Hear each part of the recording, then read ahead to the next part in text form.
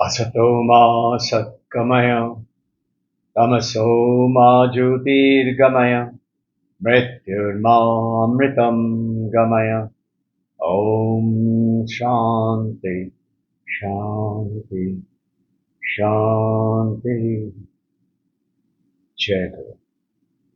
O Mother, hold our hand, take us from darkness of ignorance to the wisdom of light. Take us what is not real to what is real. Take us from death to immortality. Om, peace, peace. The question comes to your mind, what is not real to real? What is real? Real is Brahman. What is not real? There is nothing in this universe which is not Brahman. Everything, every awareness is Brahman. Now, it is like a very simple simile. What is not real? You are walking down a little darkened alley, and somewhere in the area where new buildings are coming up and the ground is disturbed and dug up, and you see a snake, little jungle area, and you say, snake, snake. And your friends throw the light and show it is not snake. It is only a coiled up rope. So what is Brahman? Metaphorically is the rope. What is not real is the snake. Snake did not come out of the rope. Snake was never there. What is not real is never there. Connected now with the 2022 Allen aspect, Joel Zellinger Alton aspect is saying what? This world is not real. And this not real world is going into the principles of ancient India's Sanatan Dharma. Sanatan Dharma accepts all religion and welcomes all religion as long as you practice the religion towards the attainment of oneness, the truth within, that not real will go away. Now, a beautiful metaphor comes into, you're looking into the mirror, a mirror, and you see a reflected face. Understand this statement. It might confuse you a little bit, but think of it. It's very simple. The reflected face is not separate from your real face. The reflected face from the mirror is not separate from your real face. But your real face is separate from the reflected face. What is this? Think. The reflected face in the mirror will not be there if the real face was not there. But the reflected face will be there if the real face is there. Another example. You see this simple glass of water. I've given you this example before. Very simple and very good to remember. That glass of water contains water. I can separate the water and separate the glass. Now, look at an ocean, a river, a lake. It has waves, smaller wave, bigger wave. It has bubbles, froth. I tell you, waves have water in it. And you say, okay, so I said, just think. Waves don't have water in it. You say, what do you mean? Waves don't have water? I said, no. Even the ocean doesn't have water. The lake doesn't have water. The river doesn't have water. You just shut up. What are you talking? You know why? Because this is what is the meaning in Vedanta, Lakshyartha, Mukhyartha. And we are going to take on today understanding what Buddha talked about, Nirvana. And this Nirvana is liberation. Who is getting liberated? Is the real face getting liberated from the face in the mirror? What is it in terms of reality? See, let's first understand that water part of it. See, the water itself has chosen to be a wave or a bubble or a froth or a moisture or the ocean. I cannot take away the water from the wave and the wave will be there, or the ocean. If I take away the water from the ocean, ocean does not exist, isn't it? If I take away the real face, the reflected face doesn't exist. But if the real face is there, if the water is there, it can be wave, it can be bubble, it can be froth, it can be the ocean or a river or rain or waterfall, anything. But the water has to be there. So the real face has to be there to be. Who gets liberated in you and me? Buddha Purnima. Buddha said, Buddha was walking down after liberation. A shepherd boy asked him, "What are you?" Many people are asked, "Who are you?" He was the only one who was asked, "What are you?" आप कौन है नहीं, आप क्या है?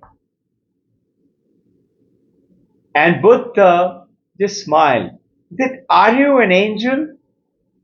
Buddha shook his head. "Are you God?" He shook his head. "Are you a monk?" He shook his head. "Who are you?"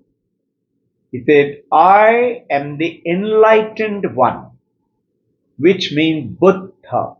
Buddha means the one who knows. And notice, Buddha Dev, he left his body and he was born on the same day of a full moon day. This is why the Buddha Jayanti is not Buddha's birthday. It is Buddha's birthday as well as Buddha's liberation day. That's the day he got enlightened too, as well as he was brought into this world.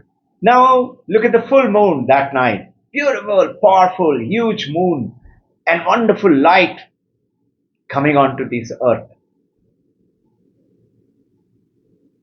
When you share with your friends, you say, "What beautiful moonlight." No? Do you ever say, "What beautiful sunlight"? No. The sunlight is the truth, because moon does not have its own light. You know it from your subject, but we have forgotten. So the true you who gets liberated is the understanding topic is today. That liberation is what we are going to talk about. In Vedanta, it is one pure consciousness exists. If that pure consciousness is not there in this universe, the universe will vanish. If it is not there in me, I'll be dead. If it is tiny bit in me, I'm in coma. Slightly better, more than coma, I'm unconscious. Slightly better, I'm in deep sleep. And then waking state and not focused state, and it goes on. It is what? That consciousness. This consciousness is what created this universe. And this universe is consciousness. The reflected face is because of the face. Consciousness is the cause of this universe, which is called Ishvara as per Advaita Vedanta. But this is Sanatana Dharma.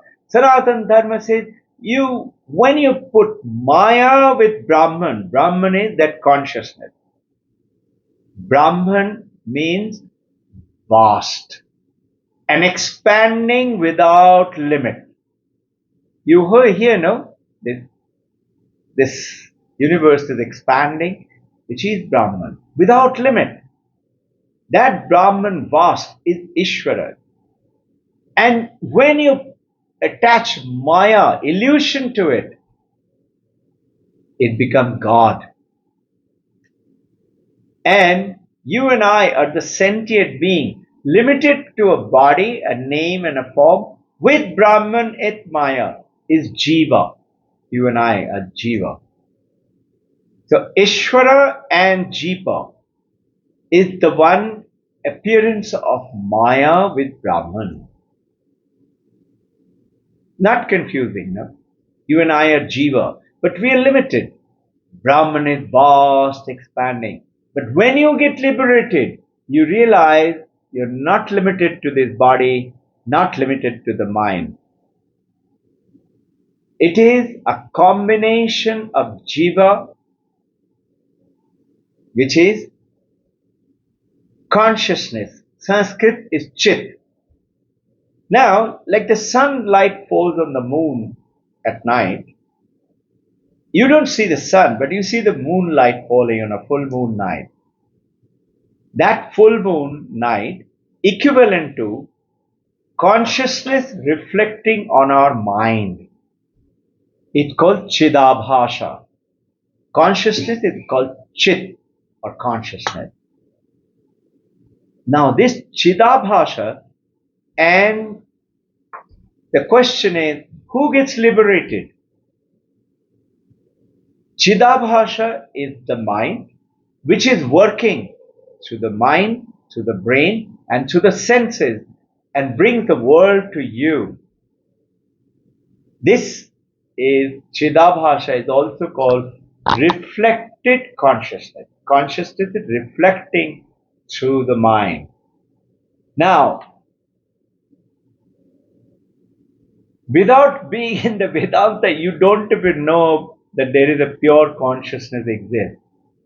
You say, I know I exist.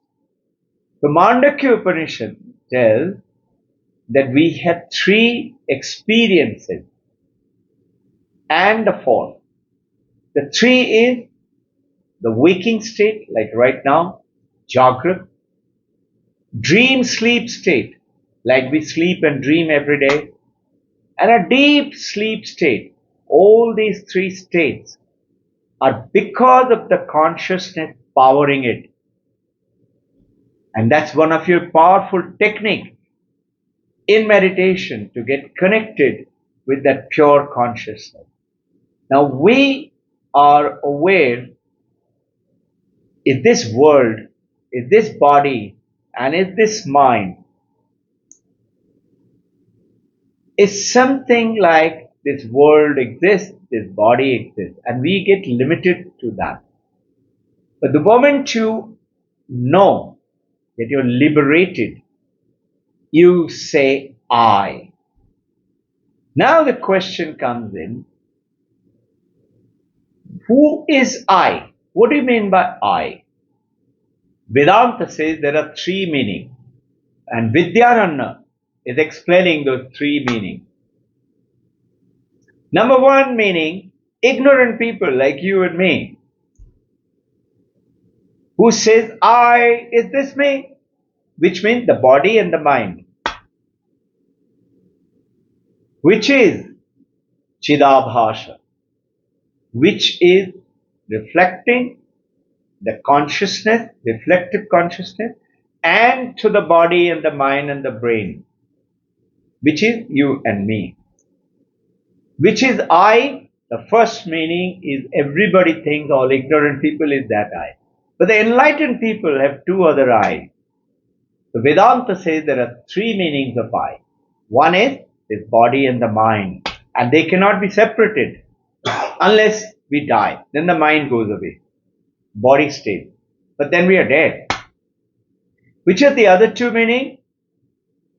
Chidabhasha is reflective consciousness. So when you've heard the story, Paramahansa Ramakrishna, suffering from cancer, can't eat anything. And you've heard the story, Hari Maharaj, he sees him in the morning, he was brahmachari then, young, serving master. Said, Thakur, how are you feeling today? Paramahansa Ramakrishna says, I can't eat, I am not well. Now that I, what he is using, which is that I? That I is the reflective consciousness with the body. Through the body, and he is realizing this world, presenting himself to the world, and he is so-called, experiencing the pain of the body. And Hari Maharaj, he goes on and says, but you look that you are in joy, happiness, bliss. You don't look like you are in pain. Imagine, just a few days before he left his body, so much of pain. And actually he couldn't eat anything. And when Hari Maharaj says, it looks like you are in joy, you're in Ananda, what does Paramahansa Ramakrishna say?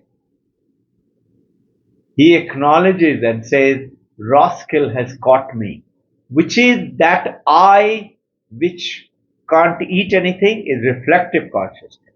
And which is that I which rascal has caught me, that is that I is the chit, the consciousness. He knows I'm not this body, I'm not the mind, I'm the pure consciousness. Now, idea for you and us to know, be aware that whatever we are doing in this world, we are operating to the body, mind, and negate this confusion, this confusion. There is only one, which is the consciousness, which is created through existence, this body and this mind. We are not used to this word, existence. Think for a second. I say this mobile is mine. You say, all right.